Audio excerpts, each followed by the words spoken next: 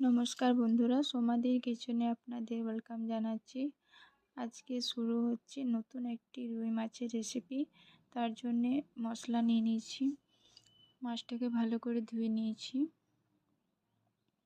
মাছের মধ্যে নুন, হলুদ, ধনে কোটা, জিরে কোটো, লঙ্কা কোটা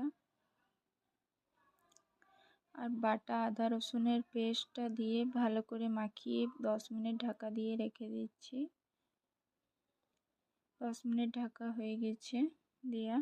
আর কড়াইয়ে তেল দিয়ে পেঁয়াজটাকে ভেজে নিচ্ছি। পেঁয়াজটা লাল লাল করে ভাজা হয়ে গেছে। এর মধ্যে যেটা মশলা মাখিয়ে রেখেছিলাম মাছটা দিয়ে দিলাম। ভালো করে কষে নিতে হবে, নাহলে কিন্তু মশলার গন্ধ বেরাবে। কষানো হয়ে গেছে। এর মধ্যে পরিমাণ মতন জল দিয়ে দিয়েছি। 10 মিনিট ঢেকে দিয়েছি। আমাদের রুই মাছের নতুন একটি রেসিপি রেডি হয়ে গেছে। আপনাদের যদি ভালো লাগে লাইক অ্যান্ড সাবস্ক্রাইব করে দেবেন। Thank you.